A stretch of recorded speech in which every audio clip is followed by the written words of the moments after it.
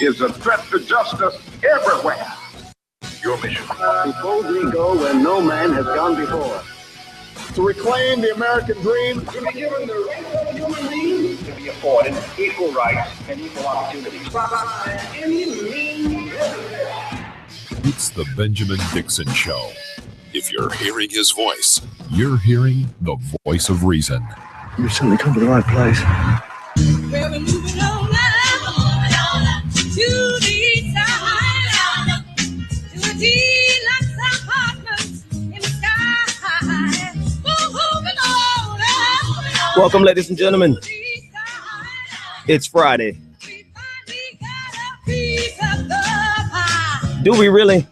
Welcome, ladies and gentlemen, to the Benjamin Dixon Show. I am your host, Benjamin Dixon. It is Friday in the beautiful city of Boston. Well, I guess technically it's Friday everywhere, wherever you're tuning in from and wherever you're listening through, whatever platform you're listening through. If you're listening live via our radio show, via Spreaker, then we want to welcome you. If you're listening live via YouTube, we also want to welcome you to the Benjamin Dixon Show.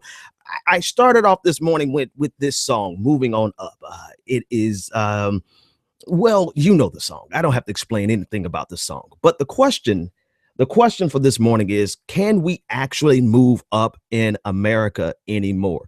And, you know, this topic really kind of fell in my lap this morning at about 4:30 in the morning. I don't know why I was up. Actually, I do know why I was up. You don't want to know why I was up. But I was up at 4:30 in this morning, and this it came from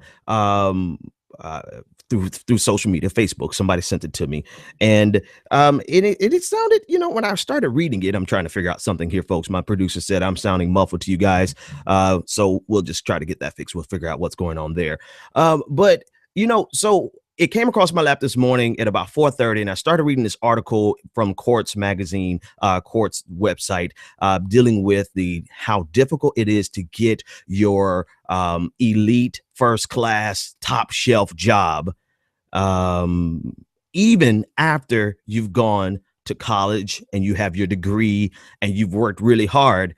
It's still extra difficult to move up, even though you've done everything that you were supposed to do. And as I started reading this article, it dawned on me that it wasn't anything that was drastically new, but some of the key things that the article said, and I'll pull it up. I want to give the author credit, but it was in Quartz, and I'll send the link on my page so that you can read it for yourself. But essentially what he was saying is the fact that companies, when they hire you, regardless of your performance, they don't really look at performance metrics. They don't really look at how you did on standardized tests. They don't really look at how qualified you may be through your academic performance, right? What they look at are intangibles that really privilege those who are wealthy. And so the question was posed, how do you get your dream job after college? And the bottom line was, from this research, was that you need to be rich. Because they look for in these top tier companies, these, you know, if you want to be an investment banker, if you want to work at a top law firm, or if you want to work at certain firms on Wall Street, whatever it is that you want to do that is, I guess, for the lack of a better word, elite. It matters more in a lot of cases that you come from a background that is economically privileged. Now, a lot of people, you know, of course, I read through comments. I stay in the comment section, and I really probably shouldn't. I probably should just read stuff and move on. But I like to read the comments because it gives me a lot of insight into what the pulse, right? You know, they say trolls are in the comment sections. Well, I'm a troll myself, so I stay in comment sections. But I believe what people say when they write them in the comment sections. And the first thing people said was, oh, this is class warfare. That's the very first thing they said, class warfare. And then the next thing they said, it was like, you know, well, you know, everyone's crying about privilege and all these types of things. But here's the thing. If the evidence suggests that hiring practices favor people from economically privileged backgrounds, that's not class warfare. That's just stating the evidence. And this article was based on a book that looked at the hiring practices of top tier firms. And in the book, the author found, after studying several firms, they found that it wasn't so much what you knew, but the type of culture that you came from. And even in companies that wanted to have a sense of diversity, they found some, I want to quote the article right, but let me just paraphrase it until I can pull it up. They found that companies went for diversity in superficial ways, diversity in color and gender and orientation, all of those things. They found diversity, but underneath that, they found that these companies were looking for a socially heterogeneous mix of people. In other words, you might come from let's say you may be a woman, but your experience and your background and your societal positions and your experiences and the places that you vacation and the places that you, and the extracurricular activities that you participated in, they were all similar to those of men. Or you might have been a minority, you might have been a black person, but if you played in the right polo club, or you not only went to the right school, but you came from the right background, and you went to the school and even got down to the nuance of the way that you talked and the way that you presented yourself and the way that you dressed. They could pick up on whether or not you were elite economically or whether or not you were working class. And because these top tier firms, now this is not saying that they're evil. All right, let's just put this out here. It's not saying that these firms are evil. It's just saying that these firms are looking for a camaraderie among their employees, because camaraderie does build synergy and it does help your performance, right? Let's just be clear about that. You want people who can mix well together. And what they're saying is, if you come from a working class background, you don't necessarily mix in well with those who come from an elite economic background. And it doesn't matter so much your color, the color of your skin. It doesn't matter your gender. It doesn't matter your sexual orientation. What actually matters is your comfort around certain, let's say, class of people. I thought that was illuminating. It was illuminating to hear someone else say what I've always suspected. I have always maintained the position on this show that underneath everything, underneath any type of bigotry, underneath any type of racism, underneath any type of phobia, whether it's homophobia or Islamophobia, underneath all of that is the bottom line of economics, the bottom line of money. And so to hear actual research that was done that kind of in a way it validates my suspicions. I mean, we realize this, we talk about in the Black community, we talk a lot about the ills of integration. Integration has some positive effects, but integration also had a lot of negative effects. And I push back on that conversation a lot. I push back on that conversation because I still think that we have segregation. It's just segregation amongst your economic strata. Because there are certain neighborhoods that I cannot go into, not because of the color of my skin, but because I just economically don't belong there. And I will get escorted out. Don't believe me, just try. Don't take my word for it. I want you to go to certain neighborhoods in Beverly Hills, hell, certain neighborhoods here in Boston. And if you are not from that economic world, you may get escorted out by the police. This is not a figment of my imagination. I can no more go and integrate, if you want to call it that, with Oprah Winfrey than a Black person could go across the tracks in the 50s. It's not so much about skin color. Now, don't hear me the wrong way. People are going to hear me the wrong way and misinterpret what I'm saying. We experience it as Black people in a certain way. We experience it in the realm of racism. We do disproportionately, it's expressed in different ways through different demographics. But at the bottom line, underneath all of it, is economics. And so this article that I was reading from Quartz is so spot on in the sense that it really doesn't matter so much what your skin color is at certain economic stratas. When you try to move, and this is what it really boils down to. It's when you try to move from the middle class to just even the upper middle class. We're not talking about getting to the 1%, because very few people in the United States, very few people will ever move from the middle class to the top 1%. They may move from the upper middle class to the top 1%. Maybe that's possible. But moving from the lower and the middle class, the lower middle class, and moving up to the top 1% is all but impossible. And we see study after study that shows this, that if you're in the bottom 5%, you are not likely in your lifetime to move up, not to the first top 1%, but move up to the middle class. And if you're in the top 5%, you, no matter what happens, you are less likely to ever move down from that. So the economic strata is so stratified that it's become almost a caste system where you're born is where you will die. And we're not talking about poor people trying to move from being homeless to being in the top 1%.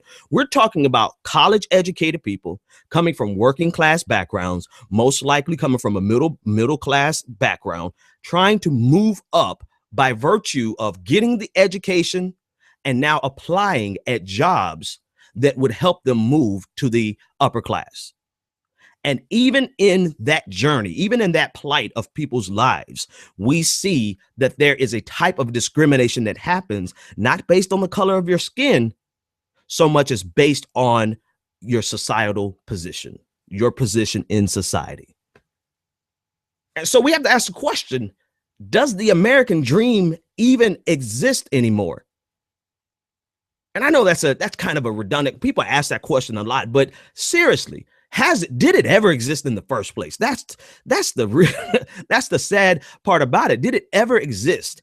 Can we, the American dream is such that you can't even have a middle class lifestyle anymore. You're dreaming about doing simple things like just owning a home. But that's become even more difficult. And now, in the backdrop of all of the economic difficulties that are happening across the middle class, the impoverished, obviously, they're going through it, even the upper middle class. In the backdrop of all of this comes the reality that even the word that the article used was the bootstrap story. You pulled yourself up by your own bootstraps, right?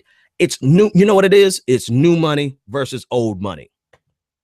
Because companies, according to this research, and I'll get the name and title. I guess I could pull it up now. I just didn't want to pull my phone up in front of all of the viewers on YouTube, but I have it right here. They found that even with stories of pulling yourself up by your own bootstrap, that companies tend to shy away from that because those type of people don't mesh well with people who've been rich or wealthy all of their life. And that, if you think about it, does it not make sense? So we're not accusing them of doing something nefarious or something evil. We're just saying the way this system is set up. I feel like Kevin Hart, the way my bank account is set up. The way this system is set up is that it absolutely favors those who are born in wealth.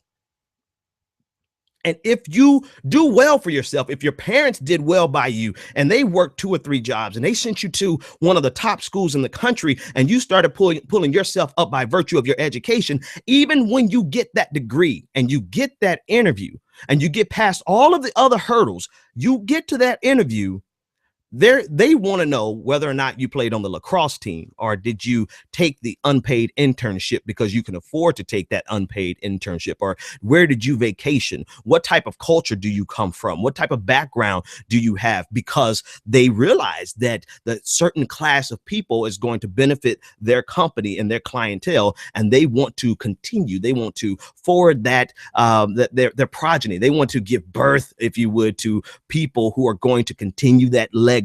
And so they only want to bring people into their company who meet their cultural, societal, and basically their economic criteria. And the bad news for most of us is that economic class, your social strata, those are not areas that you are protected against from discrimination. You can legally be discriminated against based on your societal class and how much money, the type of wealth that you've come from. Yep. So that's what it is. So this is the article by, I want to say his name right, by Glenn Altshuler, and it's in quartz.com, qz.com. I want you to check it out. The title of the article is "The Best Way to Nab Your Dream Job Out of College, Be Born Rich." And so all of our dreams of moving on up to the east side, you know, you can pull yourself up by your bootstraps. Don't get me wrong. And the number one people who had negative comments about this, they gave their bootstrap story. You know, I worked hard and I pulled myself up. I didn't even go to college and I did this and I did that. Well, sure, you could open up a chain of mechanic shops and you can be successful. Absolutely. You won't make it you can move from being poor to being in the middle class, right? Or even the upper middle class. You might get 6 figures, you know what I mean? But breaking 7 figures, that's very difficult to do. So you have people who have success stories. We're not negating the possibility of exceptional people moving up the ladder. But the question is not about exceptional people. The question is about the average American. What are we doing for the average American? Do you have to be a genius born for you to get out of poverty? Do you have to be a genius? Do you have to be an Einstein? Do you have to be a Beethoven? Do you have to be should our system be such that you have to be so magnificent? You have to be a prodigy. You have to be a spectacular mind that the world has never seen just to move up out of poverty? Or do we want our system to benefit the average Joe, which the majority of us are average Joes? And that's what we need to worry about. That's what we need to ask questions about. So can we move up? We're going to talk a little bit more about this in the next segment. We're going to talk, I'm having April Rain come on this morning. I'm also doing an interview with Karen Haas from the Boston Museum of Fine Arts. We have a lot going on this morning. So I want to get out of here. This is the first segment. This is the Benjamin Dixon Show, ladies and gentlemen. We want you to buckle up for the ride and come back after this first break while I figure out what's going on with my sound. Producer, holla at me.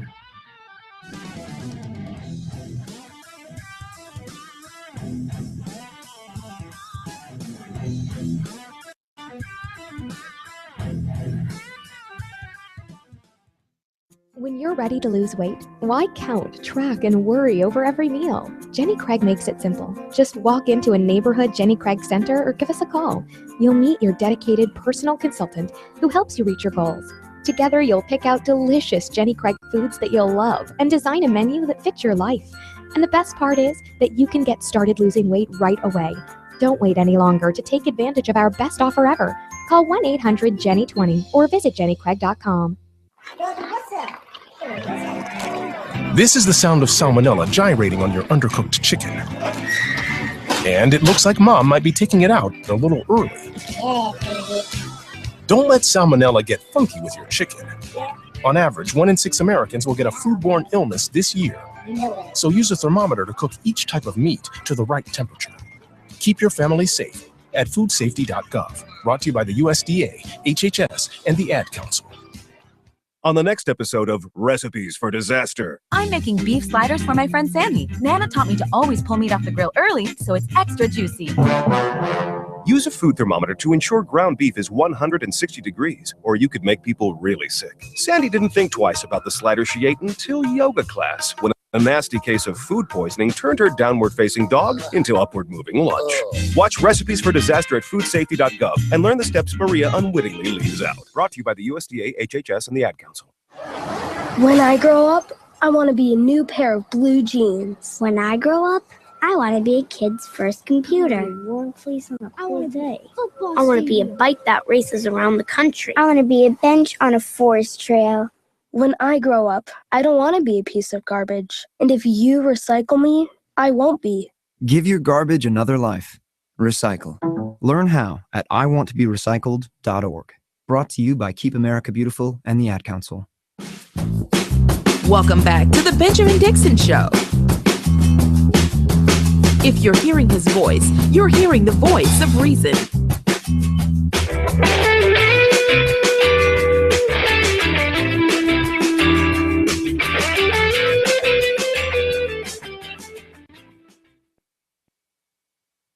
Ladies and gentlemen, to the Benjamin Dixon Show. I had the chance to speak with Karen Haas of the Boston Museum of Fine Arts, and we had a chance to talk about her exhibit with Gordon Parks.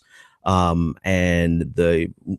you know what? I'm going to let the interview speak for itself. But it was an amazing interview, and the exhibit is here in Boston, and I think it's definitely something that that we should be a part of. So let me see if I can get this interview to load up for some reason this morning. A few seconds. Oh, here we go.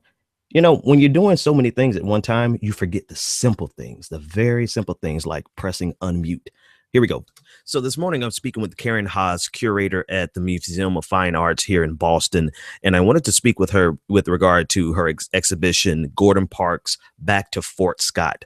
So first of all, good morning, Karen. How are you this morning? I am fine, thank you. Thank you so much for taking this time to share with us and our audience. I definitely think that the exhibit that you guys have there with Gordon Parks is definitely something my audience would be excited about and interested in. So if you could just, could you tell us just a little bit about Mr. Parks, his exhibit there, and how you came about finding him? Absolutely.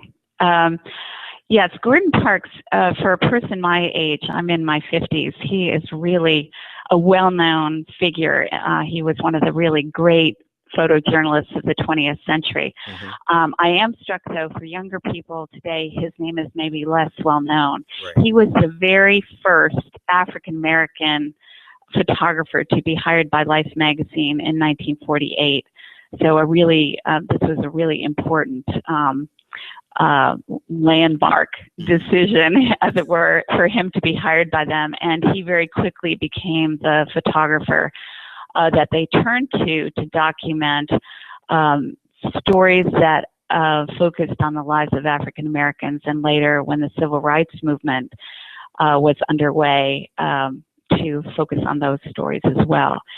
So I came to this story initially because I was doing research for a publication that the museum has just done that we're very proud of, called Commonwealth: Art by African Americans at the Museum of Fine Arts, Boston. And it is really a survey of our African American collections. And I was researching a Gordon Parks photograph for that book that is in our collection and is in the exhibition, and discovered that we knew very little about it and didn't realize that it was made for a story on segregated education that Life magazine had assigned Gordon Parks to in 1950. But because it didn't in the end run in the magazine, it's very, very little known, and these photographs have not really seen the light of day before this. So it was a really great opportunity, very exciting to work on this project. And the works, besides the picture that was owned by the museum from this project, all the works come from the Gordon Parks Foundation. One of the things that I noticed about the exhibition that you guys have is the statement that he was making, and almost as though he wasn't trying to make it, but he made such a bold statement about African Americans during that time period having almost the average middle class experience in the midst of segregation. Did that stand out to you, or what message did he communicate through his photographs to you? Absolutely. The first thing that was so interesting was that he was given the opportunity to tell this story through the lens of his own childhood. So he's gone back to find his friends that went to the all-black elementary school in southeastern Kansas, where he was from. He's gone off to find his friends. He discovers them in all the cities you can imagine in the Midwest. They've, all taken part in the Great Migration. They've ended up in these various places. And he's very consciously setting out to counter the stereotypes of what a black family looked like in 1950 and what Life magazine's very white middle-class readership would have expected to see in those photographs of black families. And so, yes, he did a really powerful series of pictures, very proud, dignified pictures of these families, in many cases, having come from large families like he had. He was the youngest of 15 children, had grown up in a tenant farmer family, so very poor, a very large family. And here were all these Great Migration families with one or no children, these strong nuclear families framed by the fronts of their houses, and really standing, in a very proud way, looking into the lens of his camera. I think in a way quite brave for the time, considering that this was such in many ways, a conservative magazine, that here was this sense of trust that they knew that their friend would do right by them, because he had been from the same place that they were from, because he was a fellow African American. And I listened to your interview on PBS NewsHour, and you just mentioned something that stands out to me so dramatically, is the freedom that they gave him to interpret through his own lens, and almost to cast the narrative in from his perspective versus someone else telling the narrative, or someone else from Life, maybe a white person from Life magazine doing the story. But they empowered him to do it. But then, almost disappointingly so, they never published it. Why do you think that was? Well, it was a number of reasons, I think, led to that. And it is really disappointing. I think the first one was that same month that the story was initially supposed to run was the month that we entered the Korean War. And that sort of hard news often would bounce stories from a weekly magazine like Life, and were, obviously very difficult to predict. It also was a moment when Thurgood Marshall and the NAACP were sitting down and considering really where we stood in the fight against segregated education, and really seriously sort of saying, all right, we've argued all these individual cases, and now is a moment to make this a national cause, and to put together groups of cases. Of course, this is the moment that's leading up to Brown versus Board of Education, but many of those cases were all in the pipeline by this time, and many of them were centered in the Midwest, in places like Kansas. So to go back to his Kansas childhood, to travel through the Midwest and meet with his schoolmates, now almost 40 years old. This is 23 years after he's last seen them. He is really capturing a moment in our history where this is a really critical moment in the segregated school story. I also think that it's fascinating that Life magazine so trusted him with this story, that not only were they asking him to sort of focus on his own friends and their lives, but he is given the opportunity to write this story, which would have been very unusual. Normally there would be a photographer and an author. He was given the opportunity to do both. But in a funny way, and I've really come to think about this a lot more since I've been working and talking about the show with groups coming through, I think in a funny way, he may have been almost too successful in what he accomplished, in that he was so aware of making his friends, not changing the story in any way, but celebrating how resilient and strong these families were. And this was true of Great Migration families, from what I understood. These are people who really were working very hard to make new lives for themselves in these very inhospitable conditions. So he is showing that, for what it is. And in a funny way, if you're trying to argue that segregated education was a horribly damaging thing, here are these people who really are showing that, they've managed and done really well for themselves, all things considered. Right. And you've opened up a Pandora's box of complicated, nuanced conversations that I would love to have with you, but I know your time is pressed. But one of just to skim the surface of it is the fact that that some of the arguments against segregated schools was exactly what you mentioned the effects that it had on the Black community. Yet we still had this bold, brilliant, and beautiful presentation of Blackness that was captured by Gordon Parks, which is almost counter to the narrative of the effects of segregated schools. But now after the fact, you've traced back through his journey and you've seen some of the locations and some of the homes after the fact of segregation and desegregation, integration. It seems like that brilliance and that boldness and the beauty of the Black family of that time, at least those neighborhoods, the physical representation, it's gone. Yes, it's very, very sad. I mean, that's I think why the story does so resonate with people today. On the one hand, there is, people are fascinated by the pride, the strength, all those stories that have come out. But yes, I mean, we all agree that it is stunning to realize that 65 years later, we're still having these conversations, that we still do have a very, very long way to go.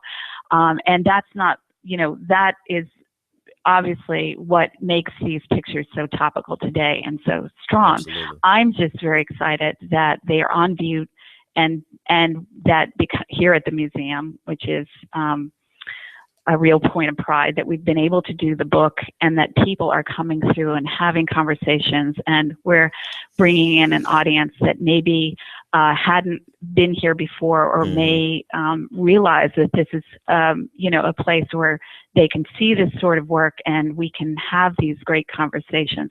I'm very excited about that. But yes, it is true that there is still, these conversations obviously are ongoing and still very topical, and that's really, in many ways, very sad. Yeah. And it's so poignant, the narrative of the story, rather, of Life Life magazine giving him agency to tell his own story. And even now today, we see a constant battle in the media where the images of Americans are often counter to what the message that we would convey of the story, rather. So it's this giving Life magazine time that Gordon Parks captured is resonating so loudly in our communities and affecting the broader nation. Absolutely. I wanted to ask you about the exhibit itself in terms of, during your process of curating it and pulling it together and presenting it, were there any surprises, anything that stood out to you about the experience, the topic matter, the reception, or anything that stood out to you that was notable? Well, yeah, it really was a very interesting process because the first thing I did was go to the Gordon Parks Foundation and actually see the images. But for the longest time, until I went to Wichita, Kansas, which is where the written archives are at Wichita State University, we, for example, didn't know that all the photographs weren't made in Fort Scott, Kansas. It wasn't until I sat down with Gordon Parks's notebooks, the Life magazine notes, and the telegrams, and all the written material that related to the story, that I was able to cobble together this trip that he made through the Midwest, where he visited all these friends. So it made much more sense when I began to piece together that narrative. And that was really fascinating to discover. That's the kind of thing that can often happen when archives, when parts of the puzzle are not all together. People don't study them, link things the way they should. And so that was very eye-opening. What's been very exciting for me personally is that I tried for the longest time to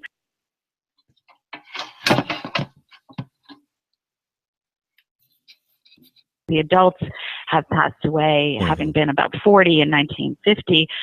They're all passed away, but I had hoped to find some of the children, which turned out to be very complicated. But we did have a wonderful instance where one of the children in the picture, the little girl playing the piano on the south side of Chicago, has since contacted me, had seen the photograph, and is coming to visit in the spring, and has told me bits and pieces of her story, and I've been able to share with her Gordon Parks's notes about the meeting with her mother, the reunion that he had. It was really fascinating because her mother had always dreamed of becoming a school teacher, and had not, for a variety of reasons, had not been able to, realize her dream. But this woman, who now is 70 herself, went on and became not only a school teacher, but got a doctorate, became a school principal, is now in her retirement writing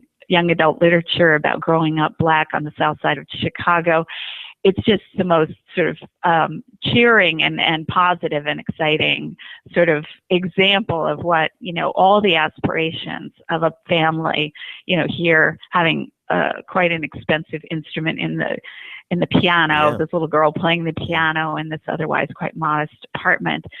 All that would have meant to Life magazine's audience to see this family having invested all this in this little girl and the hopes they had for her, and to then be able to talk to her on the phone and realize that so many of those things came true was just just so exciting. That is amazing. That is definitely a great takeaway from the entire experience, and I would love to bump into her. Maybe I can bump into her when she comes in the spring. Could you tell? That would be amazing. Yeah. Could you tell our audience how we can see the exhibit and how much longer will it be at the Museum of Fine Arts? Yes, I'm very excited to say that it will be up through the summer. It doesn't close until September 13th. Excellent. And so we can go online and get tickets. If we're not members, we can get tickets to see that exhibit. Absolutely. And all that information is online. We're open late 3 nights a week, and Wednesday evenings are free. Also, a number of people find that it's nice to be able to go to the library. A lot of local libraries have tickets available. How did Gordon Parks' story, how did his story end in terms of, I know the time and the date, but where was he at the end of his life? Do you have any information on that? Yeah, absolutely. He is I use the term Renaissance man very, very seldom, but I would say that term really does describe Gordon Parks. He lived to be well into his 90s. He only died in 2006. Wow. He was not only an amazing photographer and had a 20-plus year career at Life magazine until Life magazine closed in the 1970s, but he also was an author. He wrote a number of amazing memoirs, including one called Weapon of Choice, which was his early memoir all about growing up as a young Black man and using the camera as his chosen weapon, which is a really, I think, a wonderful message. But also, he went on to write poetry, to compose music. He just was one of those figures who lived. He is also famous for having been the first African-American director in Hollywood when he made the film The Learning Tree, which is in 1968, which is the sort of novelization of his growing up in Kansas as a child. And then that was turned into a film in 1968. Yep. Gordon Parks, the Renaissance man, and we can see his exhibit entitled Gordon Parks, Back to Fort Scott. And it is featured and through the summer at the Boston Museum of Fine Arts. Thank you so much for your time and sharing these wonderful stories with us. And I'm going to definitely encourage as many of our listeners as possible to go out and experience it in person. Thank you so much. My pleasure. That was Karen Haas of the Museum of Fine Arts here in Boston. And we want to encourage everyone to, if you're local here in Boston, go out and experience it for yourself.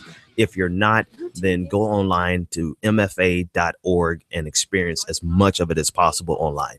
600-0518. Looking for the right business opportunity?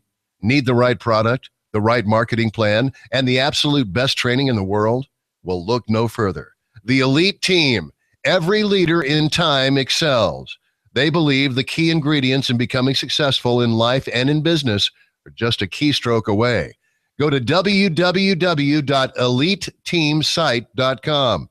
That's www.eliteteamsite.com. The Elite Team has a system in place that will move you closer to achieving your goals and dreams. Visit www.eliteteamsite.com. or TonyFlemingEnterprises.com today. College is important, but it can also be expensive. College Planning Services is a group of educators, administrators, counselors, and other licensed professionals that work together to provide the necessary services, networks, and information to reach students that are serious about getting a college education. College Planning Services partners with financial institutions, corporate sponsors, and other major players in the global market to strategize in building a pool of information regarding financial aid, scholarships, and funding information to assist students in preparing to access the essential resources to build upon their path to an educational future. Learn more at collegeplanningtoday.com and let us help you start your college career.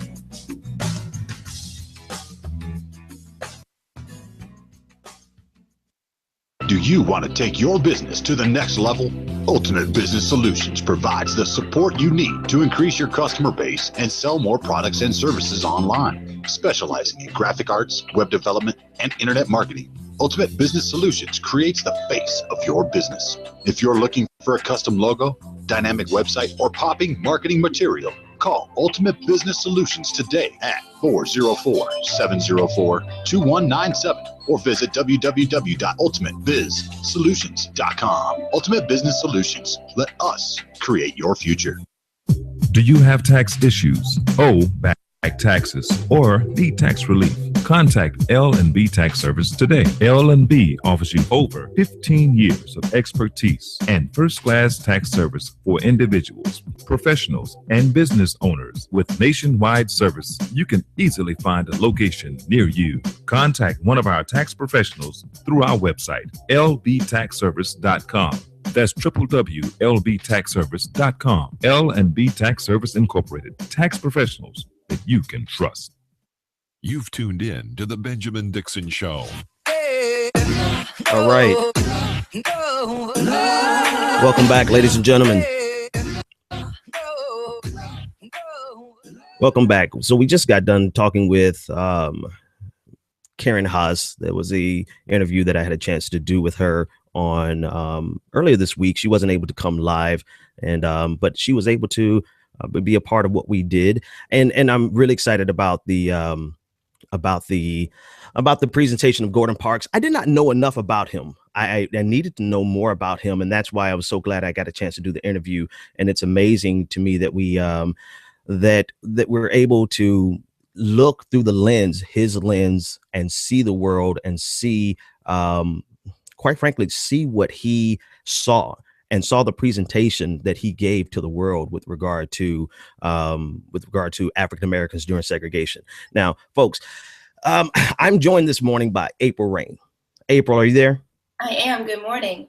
Good morning. Good morning. Now, I was stalling because I'm running everything pretty much a one-man show, with the exception of my producers out in Cali and in Texas. And so I had you muted, and I couldn't find the mute button to unmute you for YouTube. Everyone could hear you on Spreaker, but you're good now. So first of all, thank you for joining me. Thank you. You're so fabulous and always poignant and always have great insight. So anytime you get a chance to come, I'm excited to have you. And matter of fact, while I have you, let me go ahead and tell everyone who's listening on YouTube or who's listening on Spreaker, or even listening to the download, that next week, first of all, I'm going to be gone. I'm going to be in Costa Rica, and I'll be doing the show remotely on Monday, but April has agreed to do the show for me on Wednesday and Friday. Is that right? Do I have the dates right? That's correct. The 13th and the 15th of May, I will be guest hosting the Benjamin Dixon Show. Awesome. We are excited about that, and we're looking forward to it. And I definitely know that if I could leave it in good hands, that the insight might be better than mine. So when I come back, I'm gonna have to kick you out and pull the people back to me. But that's good. I love your insight and your experience and the presence that you bring to the show. So we had a chance to talk about Gordon Parks earlier this week, and you said that you got a chance to see the presentation down in Atlanta. Is that right? Absolutely. At the High Museum of Art in Atlanta, Georgia, they have a Gordon Parks exhibit called Segregation Story, I believe.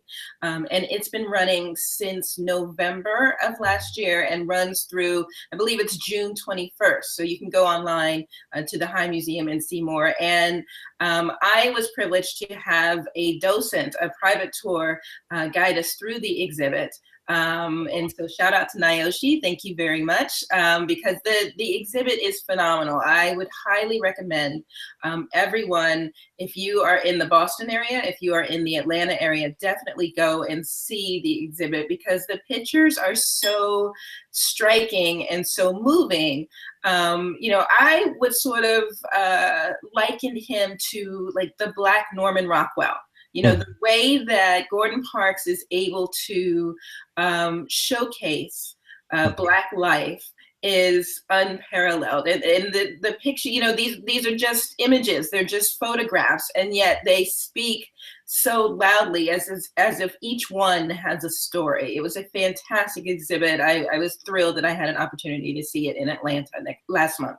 One of the things that struck me the most about my interview with Karen Haas, the curator here in Boston, was the fact that life in 1950 gave this Black man agency to tell his story literally through his lens, through the way he saw the world. And what came about of it was a picture of Blackness in 1950 that was probably never before seen. And so in the conversation, it was kind of a long conversation, but one of the takeaways I got from it was the fact that Life did not publish these images. That was, I guess, maybe shouldn't be surprising, but it was very disappointing, because here is would have been one of the greatest examples of a marginalized group being able to tell their story through their lens with their voice and present themselves the way that they see themselves, and Life pushed the story. That's exactly right. And as it was explained to me by my docent, there was pushback from the white community which was concerned about the way that Gordon Parks portrayed them. And in fact, the retrospective wasn't about them, so we can get into conversation about it, entitlement and privilege, and, but it really wasn't about them. But the fact that the images were so striking and showed Black people in various stages of struggle and success, was threatening to Black people, to white people in the 50s and even today, and so I think that was some of the problem and the concern that Life magazine had at the time that they were considering publishing, because the images were beautiful, and what we saw in Atlanta was Gordon Parks followed one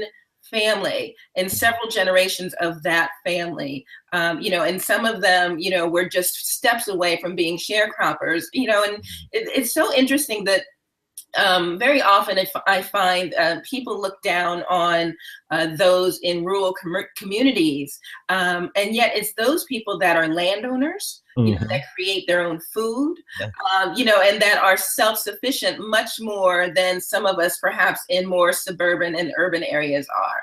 Right.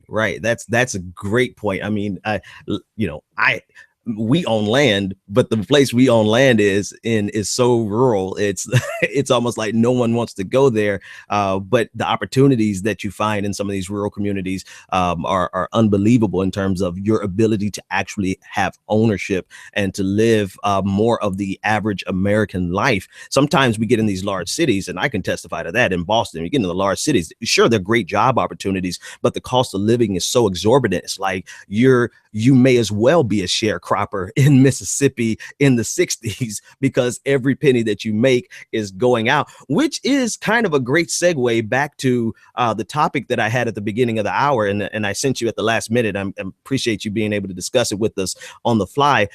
This entire idea of the American dream and being able to move up from the lower class to the middle class. And if you're born in the middle class, to move up to the upper middle class, and then possibly someone in your progeny to actually be able to move into the 1% at some point. And we're seeing more and more and more. The reality is, where you're born, that's where you're going to stay. And if you stay there, then your children are born there, and that's where they're going to stay. So it's almost like an illusion of a pipe dream, if you would.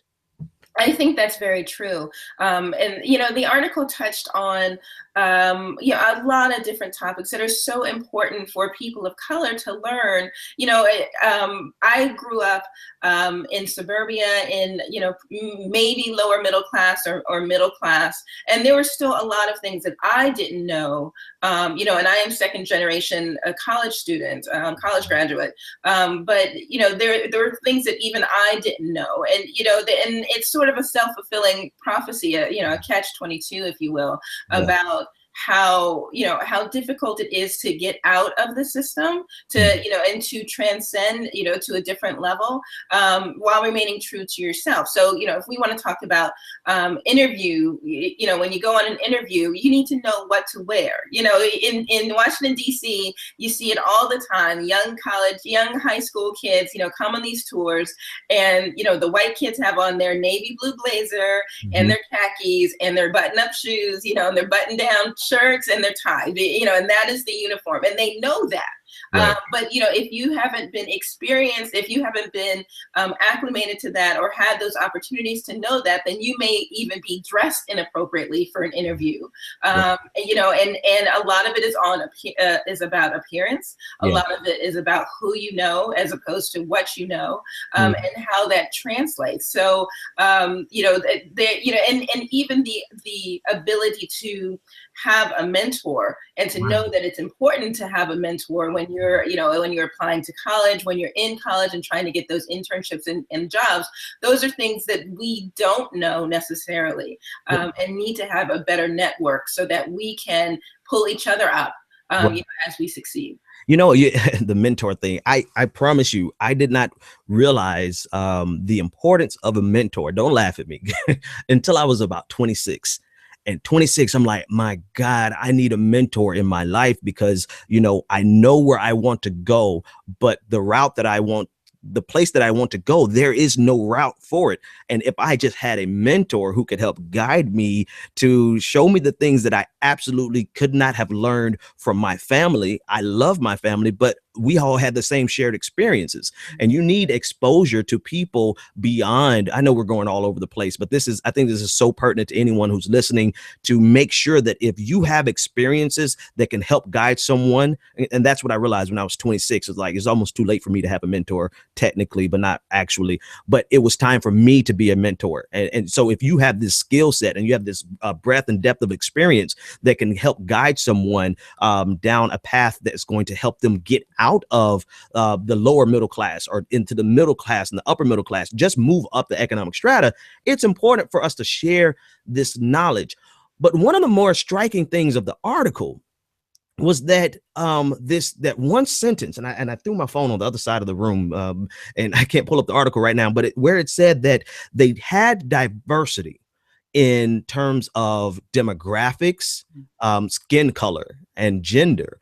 But the diversity broke down once you went one level below the surface and saw that all of these people, even though that they may be from different races and different genders and orientations, all of them had the same cultural experiences and the same type of economic experience. And so it breaks down to the point where now it's not so much what skin color you are. It doesn't matter, even though that we do feel it in we are disproportionately representative in the lower middle class. And so it looks like a skin color issue. But when you break it down even lower, it's an economic issue. It absolutely is an economic issue. And that's the problem. That's sort of where we get cut out of the process. And, I think the article was great because it touches on a lot of issues that we need to discuss further within our community, and just to go back to the mentor point for a minute, I think that it doesn't necessarily, you don't necessarily have to have the job that you want before you think that you can be a mentor to someone else. It may be the skill set that can translate for someone else. So even if you're working, as a manager at McDonald's, have pride in that because being able to delegate responsibility, being able to, manage a staff of others, being able to, balance a budget and create orders, all of those things can translate into something that someone else can use, even if they're not interested in a career in the food services industry. So I think it's all there, and the article was great because it talked about economic stratas and the fact that, if you don't already have it, it's incredibly difficult to break into it. I think corporations and companies say that they want diversity, say that they want firebrands, but when you look at who is actually working for the company, it's very homogenized. Yeah, everybody looks the same. Everyone has the same experience. So when you're sending out that resume and that cover letter, which apparently they only read 15% of the cover letters, which is scary because I took hours, if not days, on mine. When you're sending it out, it's like it's a very fine balance that you have to walk in determining how far you want to go out there to show that you're different, and that you've got something special that you can add to the company, while still saying, but I will fit right in, with everybody else who looks the same and who has had the same experience, as my interviewer. I'm glad you brought that up, because I think people need to realize some of these top tier companies spend as little as 4 seconds looking at your resume.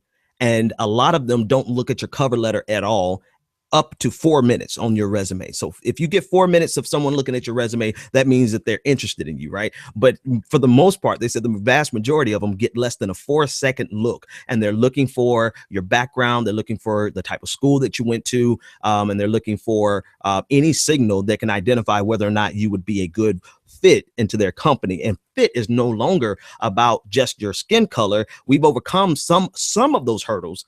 But I tell you where we haven't overcome those hurdles is the name identification, because we know the study, that famous study that shows if you have an Afrocentric sounding name, you're not going to get called back. Like 50% of the time, you won't get called back. So if you made it past the hurdle of your name, and you made it past the hurdle, first of all, you went to a top tier school and you've done all the things that you should do. If you made it past that hurdle, you performed well in school, and you don't have an Afrocentric sounding name, and you get to the desk, you have 4 seconds to impress these people and to make them feel as though you fit into their community of, it is what it is, elitism. They want elite employees, because I imagine they're servicing, these top tier companies are servicing an elite clientele. So it is breathtaking to realize the number of hurdles that you have to go through, even though you work hard, you performed well, and you've done everything that you were supposed to do. Now, before I throw it back to you, I'm a stickler. I always read comments, and I'm going to learn one day to stay out of the comment section, but I read comments because I like to get the pulse of the community and how people are responding. And to this article, you had people who could not have been in reading what they were saying. They sounded like they may be making 6 figures a year because they started their own business and they're doing this and they're doing that. But they were the #1 protectors of this system. And that blew me away, because we're not talking about people who make 6 figures a year. We're talking about people who make 7 and 8 figures a year. And their #1 defenders are people who may be in the upper middle class, who have aspirations and dreams to become the 1%. What are your take on something like that? I think that's right. I don't ever read the comments of anything anywhere. it's scary to me. I mean, to me, that's scraping the bottom of the barrel all too often. But I take your point very well, and I think it's a lot of that is fear.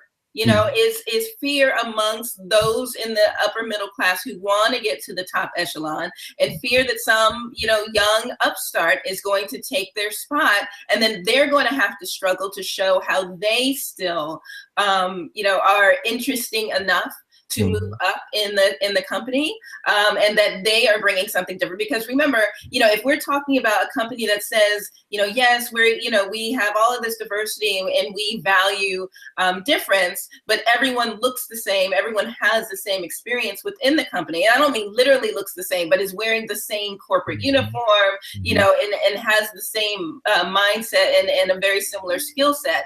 And then you've got someone coming along that blows them all out of the water, but still is a valuable asset. Then that means that everyone that is rolling along in their very safe, very comfortable, homogenous society, corporate society, is going to have to change to keep up. So I really think that it's fear of obsolescence that keeps the upper middle class, those who have almost made it, who feel like they've made it, and who are perhaps very comfortable. They don't want to shake that up. April, let me cut you off for a second.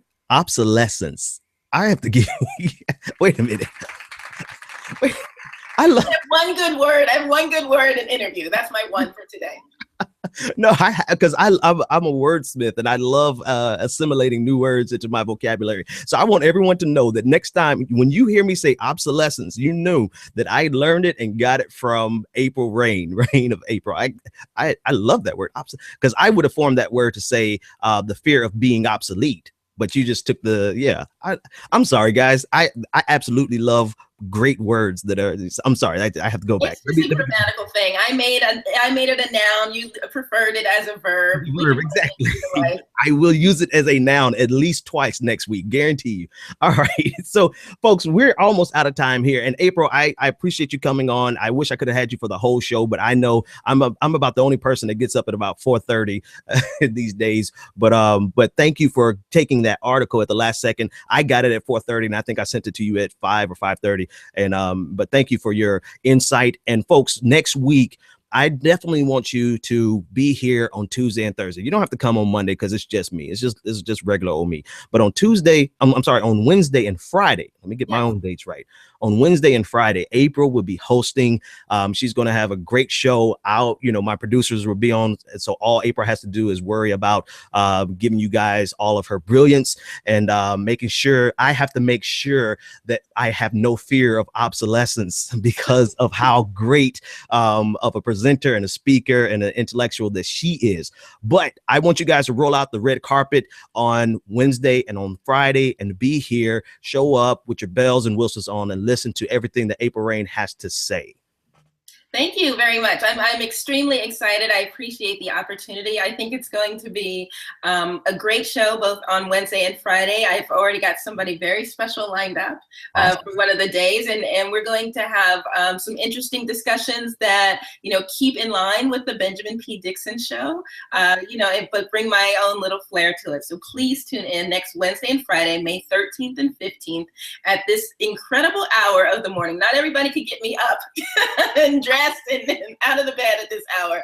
But I love the show, so I'm excited to be to guest host next week. Yeah, and in all transparency, most people who listen to our show and watch the video, they don't watch it between 7:30 and 8:30. They get it on the recast and then they download it on Spreaker or they play it on YouTube. But what I'm going to do, whoever you bring as your guest, whatever you do, we're going to promote those two shows to make sure that at least 5,000 to 10,000 people watch it and listen to it, because you're taking your time to be here. And I don't want 500 people to see what you have to say. I want 5,000 to 10,000 to see what you have to say. So we're going to promote it extra hard and make sure that enough people see it and see the brilliance of April Rain, because she's brilliant and I'm brilliant for having her on here. So I'm going to applaud myself. I'm going to applaud you guys. It's Friday. Get out of the house, get out to work, get off your job, go and do something. I barbecued yesterday for the first time in Boston, and you have to understand how important and how significant that was. So you guys have a great weekend. Go do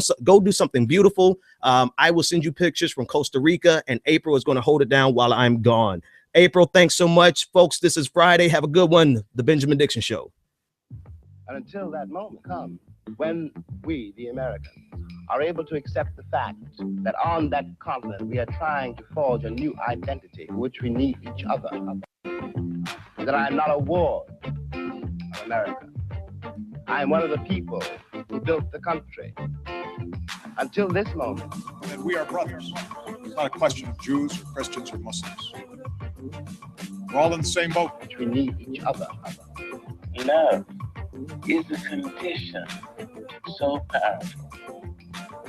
It may be that which holds the stars in the firmament. Until this moment. Love. Until this moment. Love. Until this moment. I come to you today to say that we can build a newer and better nation. I say we can do so, that we must do so, and that we will do so. You've tuned in to The Benjamin Dixon Show. Visit us online at www.thebenjamindixonshow.com.